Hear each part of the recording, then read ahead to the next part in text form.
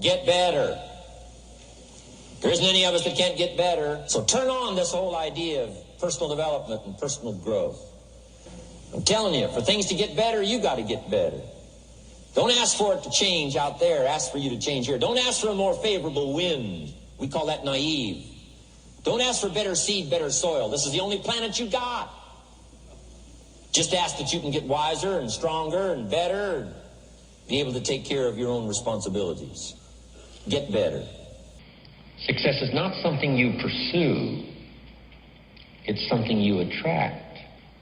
Success is something you attract by becoming an attractive person.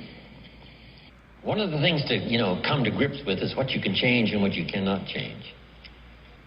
You cannot change the seasons, but here's the next phrase, but you can change yourself. Therein lies the chance to live an extraordinary life, learning to change yourself. In an economic sense, my mentor put it this way: to climb the ladder of success as high as you wish to climb, here's the key: work harder on yourself than you do on your job. Work harder on yourself than you do on your job. He said if you work hard on your job, you can make a living, which is fine. But if you work hard on yourself, you could make a fortune. So those are just a few of the mind-blowing quotes and concepts that you're going to hear about from Jim Rohn. Now, I found out about Jim Rohn way back in 1997, 1998, somewhere around there, when my friend James Carnevale, if you're watching, James, hi, thank you, delivered a set of cassettes. That's how long ago this was, about Jim Rohn and his concepts. And I remember hearing his distinct, unique voice and cadence, and he just blew me away with his thoughts and his ideas and his concepts about leading a more successful life. And we're going to go through these right now. If you haven't been introduced to Jim Rohn, this can literally change your whole life. So please consider these, think about these, and hopefully we'll talk about this at the end, but putting them into your life. I also want to give you a bit of warning about this, because I did a lot of what he said as a young realtor and grew my business and became pretty successful with everything, and yet I still wasn't happy in life. And I just want to give you the caveat that when he talks about success, success does not necessarily equal joy. It might not even equal happiness. And I would give you that caution because there are a very different set of skills to get joy and happiness. And that's what I go over with my channel, Love Life More. So I encourage you to listen to this, and if I've earned it at the end, give this a like and a subscribe here, and also comment and let me know which of these ideas and these thoughts that Jim Rohn said appeals the most to you.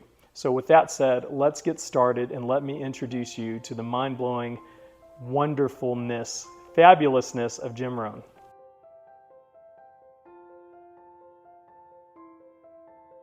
You might get excited about these ideas because they are very profound. They're pretty simple. They might keep you up at night because you want to go put these ideas into practice. So just a little warning with that.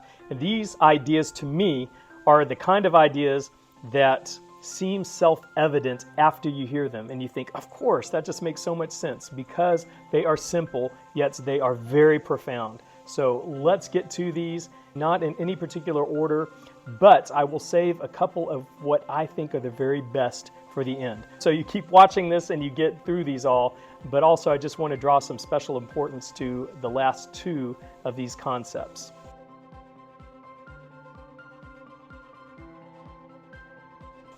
Okay, the first two concepts really relates a lot to each other. The first quote, Jim says, work harder on yourself than you do on your job. And that's number one. We'll talk about it in a second because it relates to number two. The second, formal education will make you a living. Self-education will make you a fortune. Now, both of these hit me really hard as a young realtor, and at this time, I was 24, 25 years old, and they made a lot of sense to me because the things that you learn at school, even me going to Texas A&M, going through marketing, those things didn't necessarily help you lead a better life. You might have learned calculus and how to calculate an area under a parabola. However, it didn't talk with you about the things that truly make you successful in life, like studying your particular profession, or learning how to be more disciplined, or figuring out how to effectively communicate with someone. And that's why Jim says that when you get a formal education, you can get a job, but when you become self-educated and when you work on yourself harder than you work on your job, you become greater and you will attract that success to you, as we will see later on in his concepts. So that's what he means by this, and it made a lot of sense to me. And I think a lot of us as human beings tend to consider walking across the stage the end of our education. And maybe that's the end of a formal education and getting your degree and moving the tassel, all of that. But when we become lifelong self-learners and voracious in what we read and what we think about and the videos we watch and the courses we take and the journaling that we do, that is when the greatness happens and when we change as human beings to become better versions of ourselves. So think about those two ideas, and let's get to the rest of them.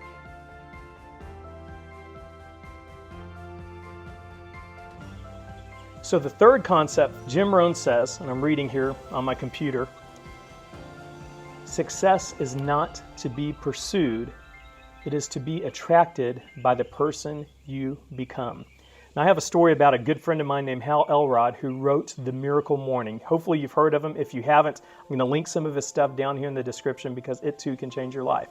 But Hal was suffering through a pretty bad time in his life, and he was talked into going running and listening to a personal development tape while he did that. And he listened to Jim Rohn and he heard that quote that success isn't something that you pursue, but it's something you attract by the person you become. And he heard that concept and it clicked in his head, and he got it. He understood through Jim Rohn that he had to become a better person to attract that success in his life. So he went about thinking of how did he become a better person? How do we go about that? And that's when he created The Miracle Morning and learned to meditate, do affirmations, exercising, journaling, those kinds of things as a set personal development routine. But Hal knew that he had to become a better person through that Jim Rohn quote.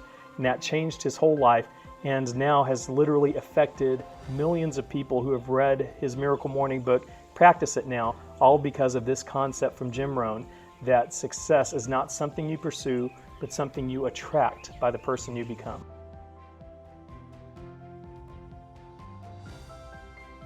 Number 4 from Jim Rohn, he says, don't wish it were easier, wish you were better. Don't wish for fewer problems, wish for more skills. Don't wish for less challenge, wish for more wisdom. And I love this, and it reminds me that whenever we are attempting something great in life, something different, something that stretches us and makes us want to become more of a person, we will meet with obstacles. We're going to be met with challenges. And sometimes I think those challenges are set in front of us to see how serious we are about achieving our goals and doing something worthwhile in the world. And Jim says, don't wish those were easier, but wish we were better. And if you think about this, when we become better, we are able to handle those problems much more easily. We will have the skills, we will have the wisdom, we will have the ideas, be able to overcome those obstacles and those things that are going wrong for us. And an example of this, if you can think about a really wealthy person who's done a whole lot in life. I might think of Richard Branson, for instance, the billionaire. And if he was stripped of all of his money and all of his connections, no one knew who he was, and he was plopped down in the middle of a country just somewhere, would he be able to become a success again? And I think the answer is yes, because he has developed in himself the set of skills to be able to communicate, to think really big, to be able to create a lot of value for the people with whom he wants to do business. And by creating that value, he can become successful. And more on this later, but just think about that, and then think about us and how we can get better and how we can develop those skills and the wisdom and the tenacity and the grit and the humor and being able to help other people and provide value to them. When we become skilled at that, then we are so much better able to overcome problems in our life. So again, don't wish for less problems, wish for more skills. A great concept.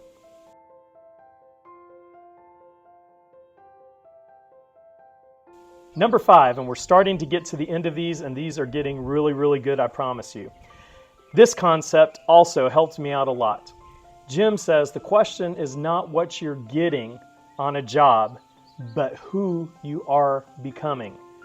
It's not about the pay that you're getting, and it's not about the benefits and the hours and things like that. That does make a difference, and obviously, if you have a choice between 2 jobs, you would want to get the one that provides more. However, the most important thing about what we are doing on a job or in a career or in a business is not what we're getting from it, but who we are becoming in the process. And of course, Jim has talked about this. You've already heard some of these concepts. We become more of a person when we overcome things, when we take on the challenges, when we solve problems, and we do that, we become more of a person, and that is what is more important, is who we are becoming moments by moments in our jobs, in our lives, and with the things that we do. So again, the question is not what you are getting on a job, but who you are becoming. Mwah!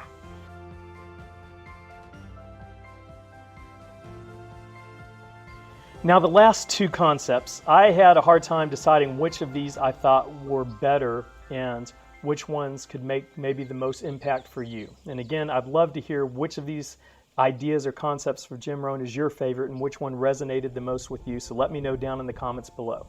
But here's number 6. Jim says, to become great, you need to find a way to serve the many.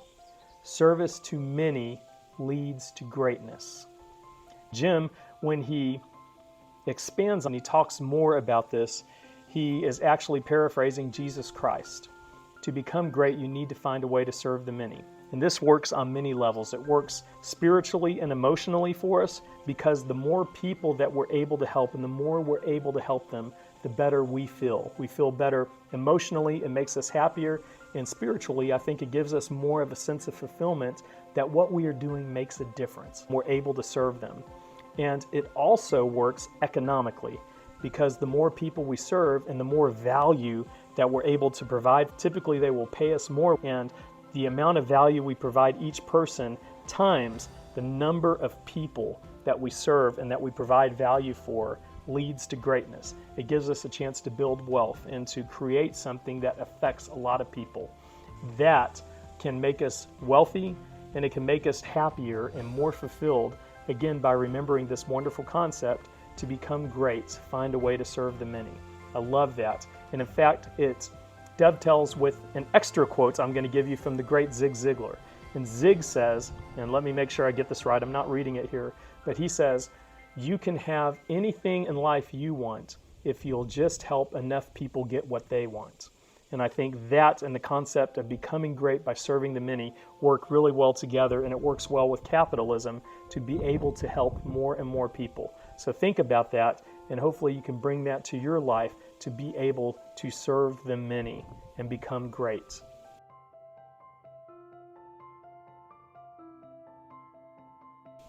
Okay, I hope you really liked this last one. The one we just talked about was phenomenal, but here's something that might be even more profound, and I hope that this helps light a fire underneath you to actually take some of these concepts and put them into life. And here's the concept, number 7. Nothing changes unless you change, but when you change, everything changes for you. And I like to say that as we. Nothing changes unless we change. But when we change, everything changes for us. I like that because, of course, this applies to me. It applies to everybody, no matter who they are. I think insanity has been described as doing the same thing over and over again and expecting a different result. And a lot of times, us as humans, as the flawed, wonderful, magnificent beings that we are, will continue doing the same thing, expecting circumstances to change. But Jim talked about this a lot, and he talked about how the next 5 years is basically going to be a lot like the last 5 years. That spring will reliably follow winter. that fall will always come after summer. That is just like clockwork, and things are going to be the same. The tide will come in, the tide will go out. The things of the world will change, circumstances will often remain the same.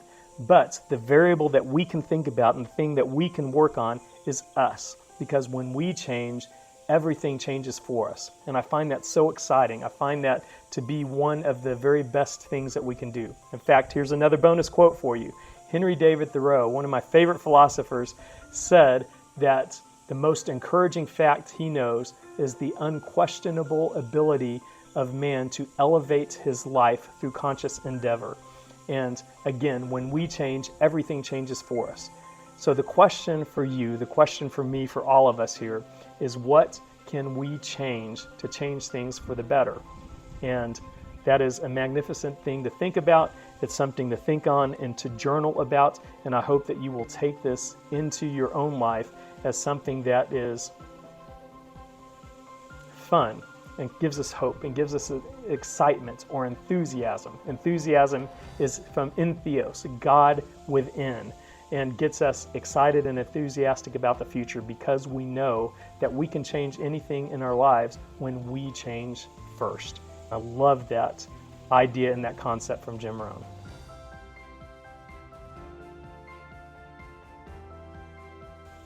Okay, so you've learned a lot about Jim Rohn and some of his most famous concepts and ideas, but there are two things that I'd love you to do with this. And the first, if I have earned this, please click like, give that a thumbs up, and subscribe to this channel to be able to get more on how to love life more. That's the channel, and I would love to share all of that with you. And also, along the same lines, if you go to greatatgratitude.com and you put your name and information in there, I will send you great information, simple information that can help you love life more and ideas to become more grateful. The second thing is, if this is the first time you've heard Jim Rohn, gosh, I love that I'm able to introduce him to you. He is so wonderful.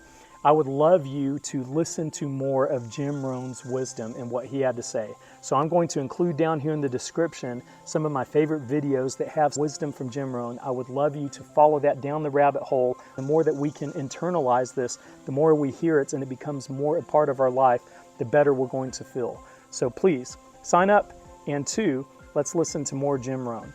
I hope this was helpful for you. Please know that you are loved and deserving, and I'll see you on the next video. Thanks.